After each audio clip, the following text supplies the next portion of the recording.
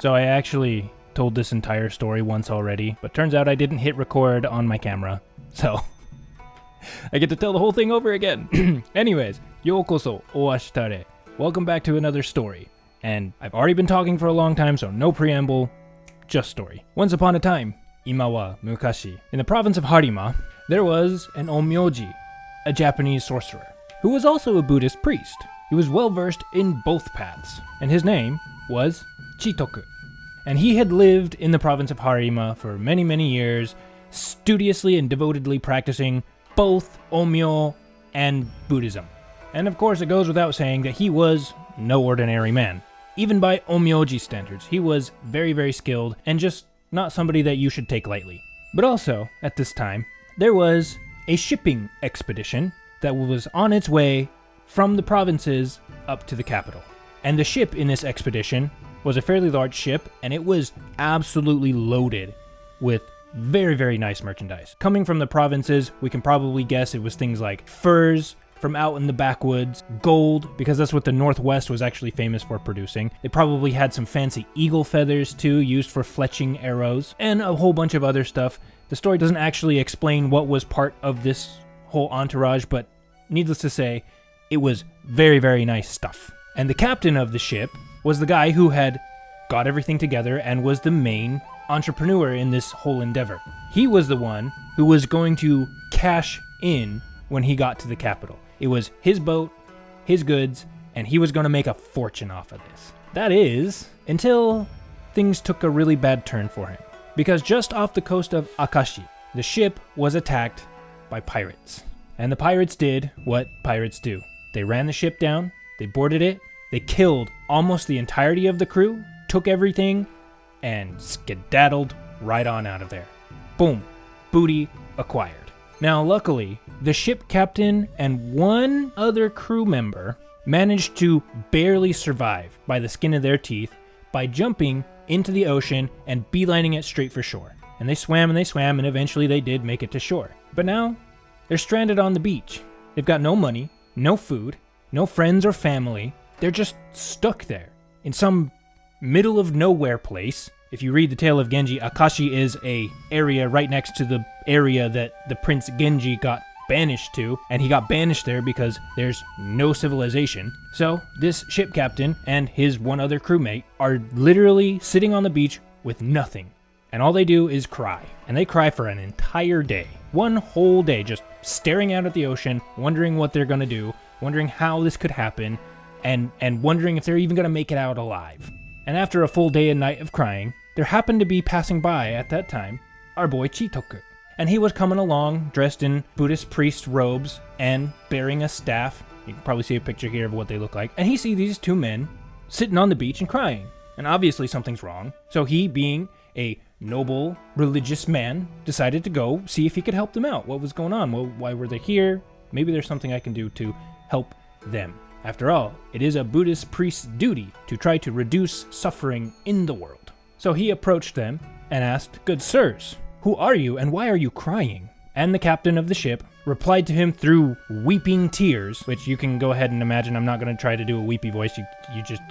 You can say it in your head. "Sir, we were on our way from the provinces up to the capital with all the goods that I possessed in my one ship.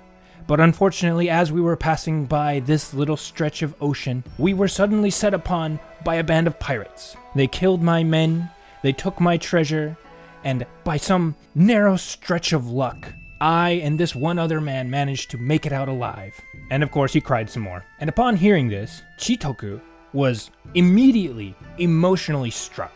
And he replied, "Oh, that's terrible. That's so horrible. I don't even have words, but geez, when I think about that, that just makes me want to go out and catch these scoundrels.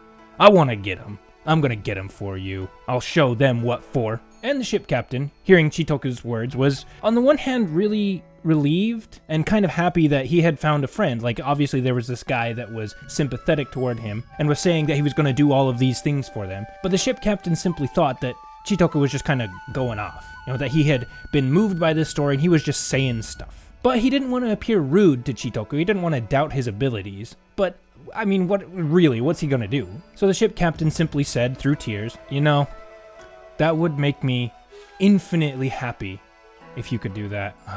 And that's all he said. And again, he didn't think much of it until Chitoku immediately turned around and asked him, hey, what time of the day did this happen? When did this happen? And the ship captain responded, well, it was yesterday at around this hour. The story doesn't actually say what hour it was, but he explains what time it happened. And without saying another word, Chitoku disappeared, only to reappear back in a short amount of time with a little rowboat.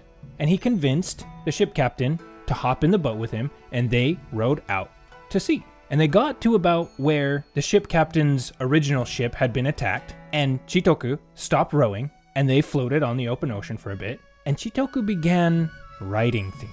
I don't know if he actually wrote things on paper, but he began doing insignias, and he began chanting spells, obviously doing Onmyo Japanese sorcery. After doing whatever spells he did, they then rowed back to shore, got out of the boat, and Chitoku then began some sort of mime acting.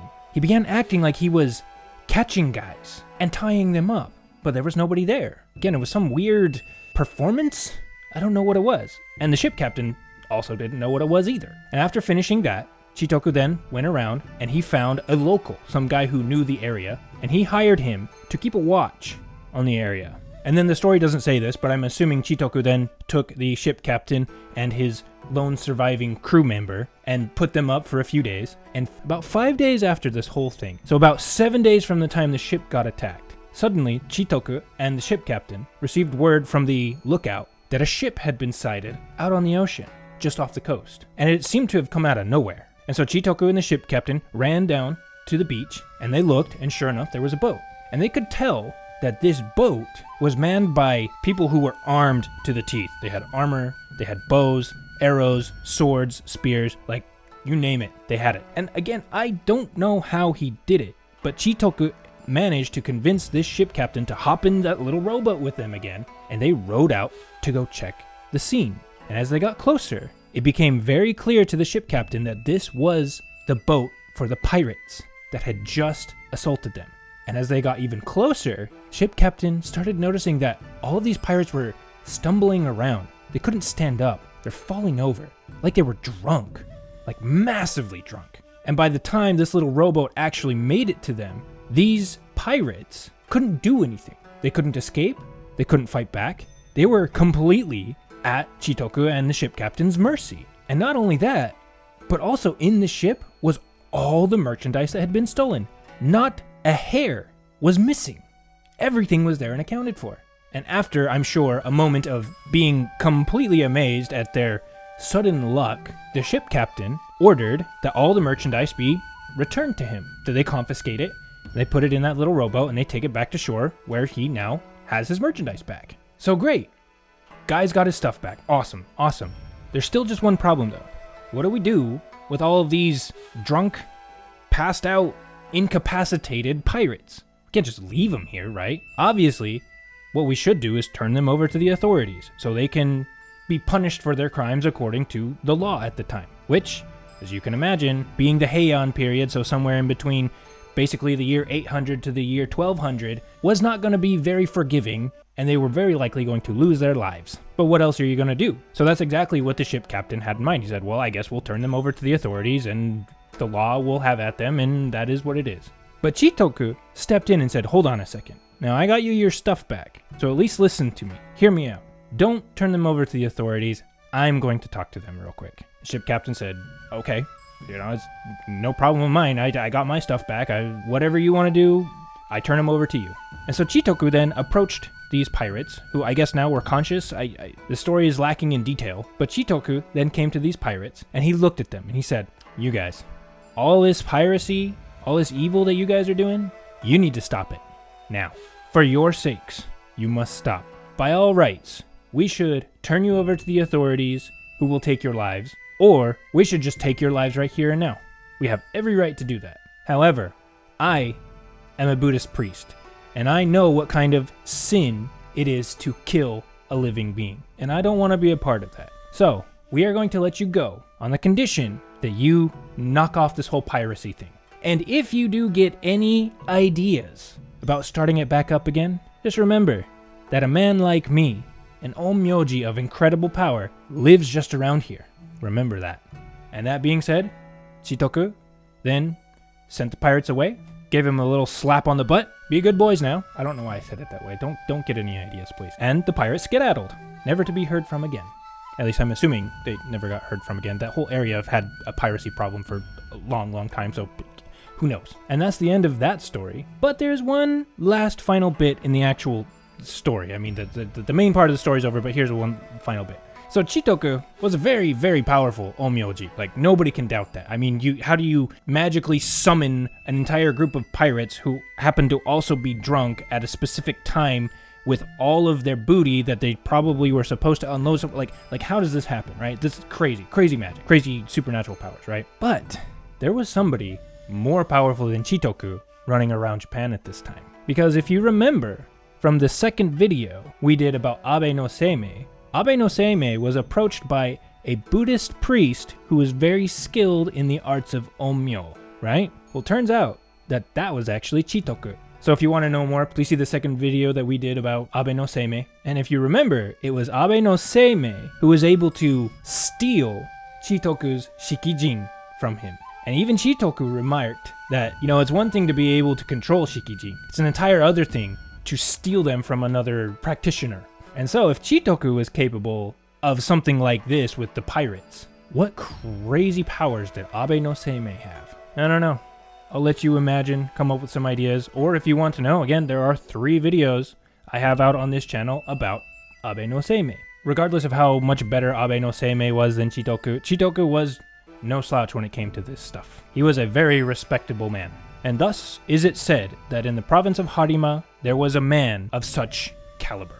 Is that the best word to go? We'll just leave it at that. So that is the actual end of the story, and I appreciate you listening. I appreciate you viewing. If you liked the story, please give the video a like. If you want to stay in touch and know when more stories are coming out, please subscribe to the channel because there are lots and lots of stories to get through, trust me. And please share it with your friends, especially your weeb friends, because if you watch anime and manga, or read manga rather, if you watch anime and or read manga, or just engage with Japanese pop culture, and you're paying attention, you will see these stories echoed in some of the modern stories that we have today. Because this is where they come from. So again, share with your weeb friends. They'll appreciate an extra little tidbit of Japanese culture and knowing where the stories that they love come from. And also, you can flex on them a little bit with your greater knowledge of classical Japanese history and culture. But do it nicely. So again, I want to thank you. Ito katejike no koso haberi kere. And hopefully we will see you in the next one. Adios.